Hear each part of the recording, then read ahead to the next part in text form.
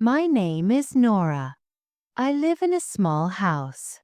This house is at the very edge of our quiet town.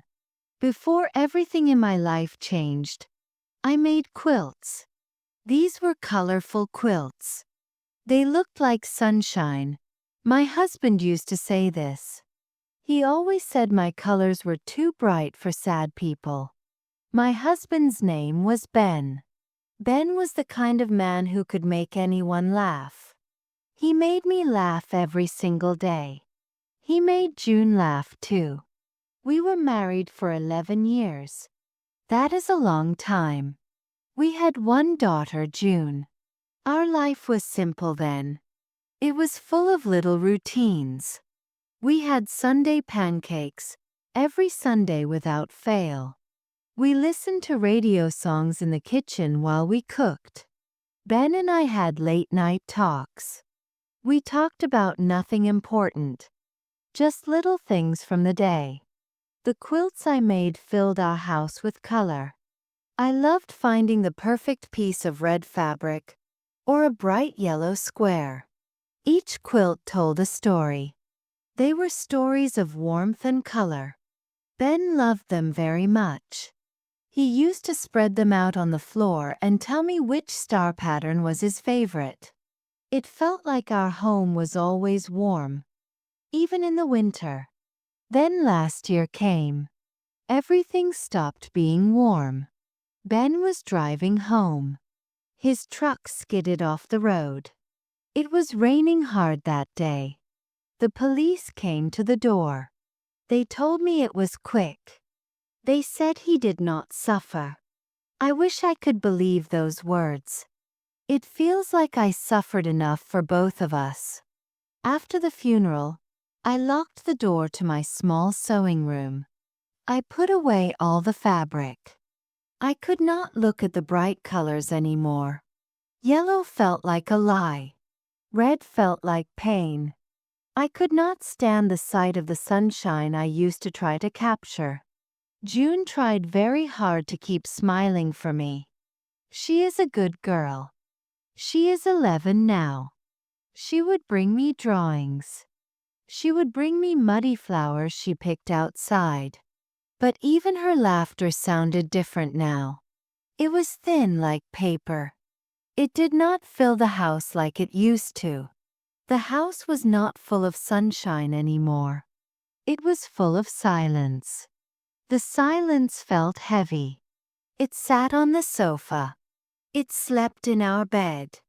It was always in the kitchen where the radio used to play. I tried to talk to June, but sometimes the words would not come out right. I felt trapped inside the silence. Months passed this way. Winter turned into spring. Spring turned into summer. Time moved, but I felt stuck in the same sad moment. I did what I had to do. I went to work at the small bakery in town. I washed the dishes. I tried to sleep at night. But nothing felt real to me. It all felt like I was watching my life from far away. I felt like a ghost walking through my own home. My hands were empty because they were not holding a needle. My heart felt empty too. I looked at the house. It needed mending. The curtains needed washing. The garden was full of weeds. But I did not have the energy to do anything big. Mending the house felt like mending my life, and that felt impossible. Then, one afternoon in autumn, June came home from school. She was walking slowly. She held her backpack close to her chest. It was a dark blue backpack that she loved. It had patches from our trips to the seaside. "Mom," she said quietly. She stood by the kitchen doorway. I stopped washing a plate. I looked at her. Her face looked small and worried. She held out the backpack. There was a long dark tear near the zipper. The tears were big. It went all the way through the tough fabric. "Can you fix it?" June asked me. Her voice was very small. I looked at the tears. I looked at June. I almost said no. The word was right there on my tongue. No. I cannot do that. I had not touched a needle or thread since Ben died. The thought of sewing felt heavy. It felt like a memory I did not want to touch. The sewing machine was covered with a sheet in the closed room. The fabric drawers were dusty. But the way June looked at me, she looked small and hopeful. Her hope was very big. Her big hope was asking for a small fix. I could not refuse that look. I could not refuse her. She needed me to be her mother, not just a sad woman in her house. Yes, June, I said. My voice sounded rough. Yes, I can fix it. I went to the closed room. I pulled the sheet off the small box of sewing supplies. The light in the room felt dusty and yellow. I found a strong piece of dark blue thread. I got a sharp needle. I sat down at the kitchen table. June sat across from me. She just watched. She did not talk. She was waiting for me. I put the needle to the tough backpack fabric. My hands were shaking a little bit. It felt strange to hold the needle. It felt like a thing I used to do in another life. I pushed the needle through the tear. Slowly. Carefully. Stitch by stitch. I had to be steady. I had to make the stitches small and strong. This was not a quilt. This was not art. This was fixing something important. I focused only on the thread and the needle. I focused on pulling the two sides of the tier back together. It took me a long time. I was slow. But when I finished, the tier was closed. You could see where I had fixed it. But it was strong now. It would not tear again soon. June took the backpack. She ran her fingers across the stitches I made. She looked up at me. Then she hugged me. She hugged me tight, like she had not hugged me in a long time. She whispered into my shoulder. I missed this, Mom. I knew she did not just mean the backpack. She meant me. That night, I sat alone at my sewing table. It was the first time I had been there in months. I had not opened the bright fabric drawers yet. But I looked at the small pile of mending projects I had ignored for a year. A hole in an old kitchen towel. A button missing from a sweater Ben used to wear. I picked up the sweater. It was gray wool. It smelled faintly of old wood in the outdoors, like Ben always smelled. I found a matching button and a gray thread. I started mending. The sound of the needle moving through the fabric felt strange at first. It was a small sound in the big silence of the house. But then it became comforting. Tap, tap, pull. It was a rhythm. It was a rhythm I had lost. I did not stop. I started mending old clothes. I fixed blankets that had frayed at the edges. I fixed things I had packed away after Ben died because I could not look at them. I was not making new things. I was focused only on fixing the old things. It was not about sewing anymore.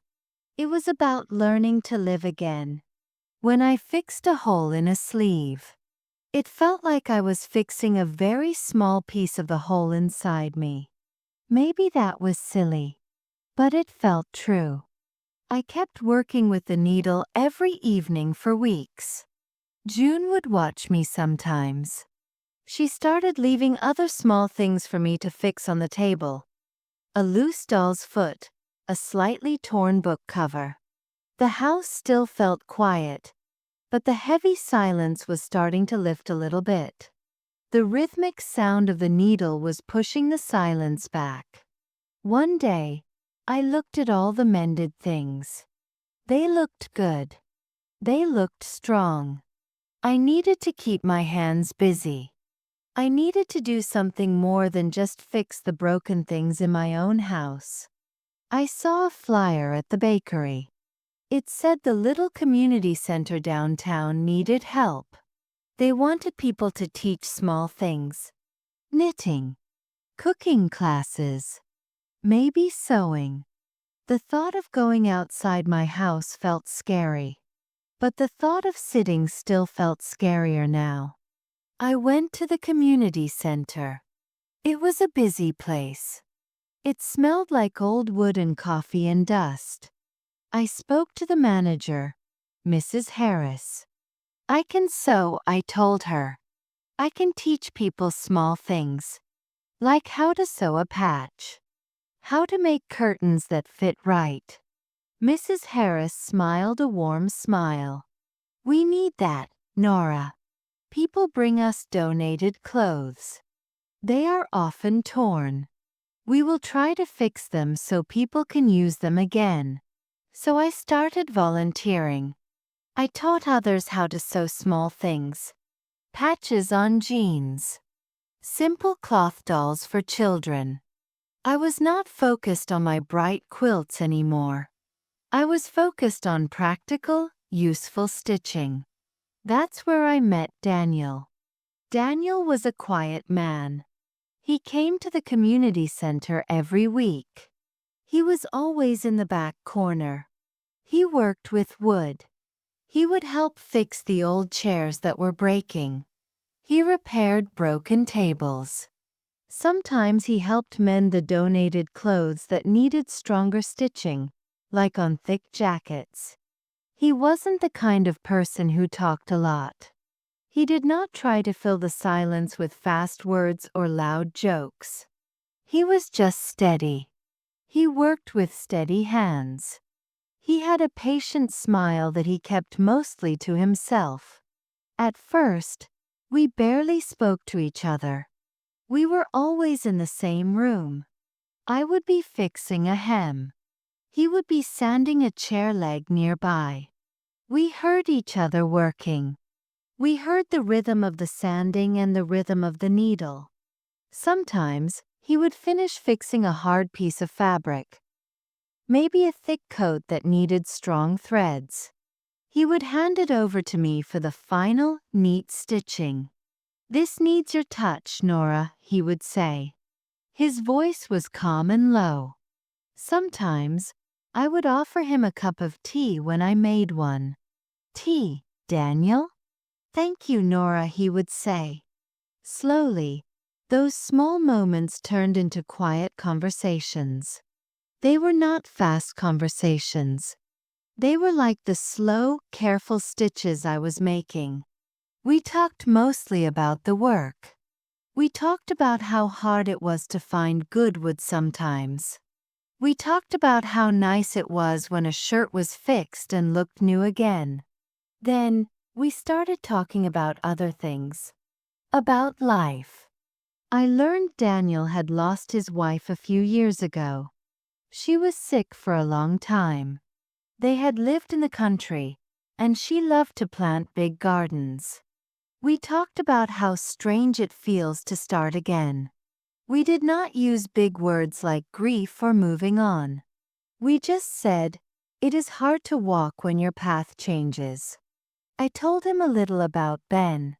I told him how much Ben loved music and how he made everything feel bright. I told him about the quilts I used to make. Daniel listened carefully. He did not try to rush me or tell me what I should feel. He just fixed the wood and listened. One day, I was sewing a bright red patch onto a child's little blue shirt. I had used bright colors again. It felt okay now. Not painful. Daniel was oiling a chair nearby. He stopped and watched me for a moment. You don't talk much about yourself, Nora, he said. I waited for him to say more. I kept sewing the red patch. But when you sew, he continued, very quietly, it is like you are putting light back into the world. I stopped sewing then. The needle was halfway through the red fabric. I looked at Daniel. His eyes were kind. He was not trying to be charming. He was just saying what he saw. I did not know what to say to him. No one had said something like that to me in a long time. People usually said, "Are you feeling better?" or "You look tired."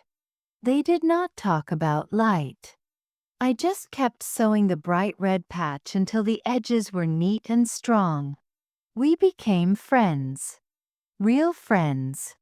Not fast friends, but slow, steady ones. We laughed and shared stories about the funny things people left in their donated clothes.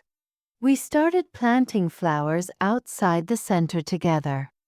June started helping at the center too on Saturday mornings. She helped me sort thread and organize the fabric scraps. She liked talking to Daniel about the chairs he fixed. He taught her how to hold the sandpaper right. I noticed June's laughter. It began to sound like itself again. It was full and clear. It was not thin like paper anymore. It was like music. One evening, we were finishing up the work. The sun was setting outside the window, making long shadows on the wooden floor. We were sitting on two chairs Daniel had just fixed. Daniel looked out the window. "You know, Nora," he said, "people talk a lot about beauty. They talk about flowers or the nice view of the mountains. But I think the real beauty is in the way someone keeps going. Even when life completely falls apart. Even when the world takes their light away. When they pick up the needle or the hammer again.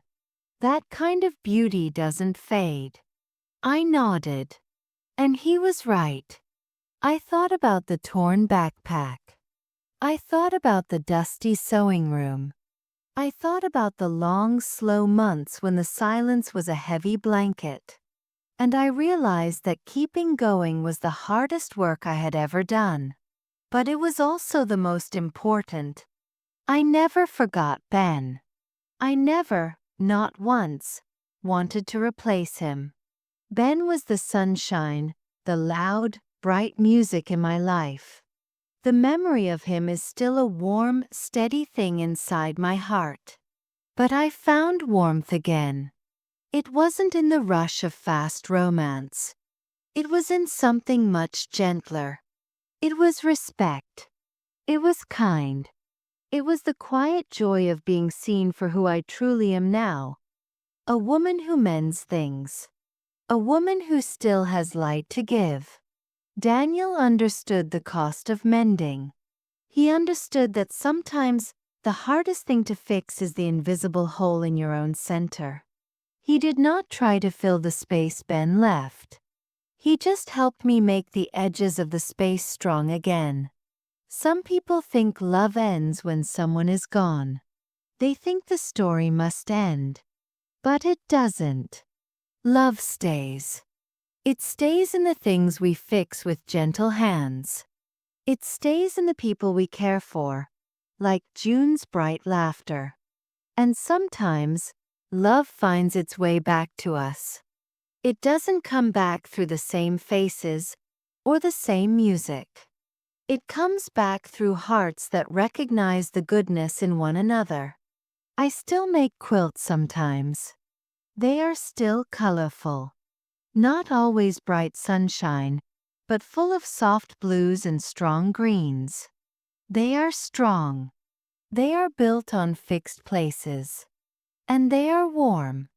I know now that mending is not just about fixing a tear. It is about making something strong enough to hold the light again. It is about putting the pieces of life back together. The work continues. The light stays.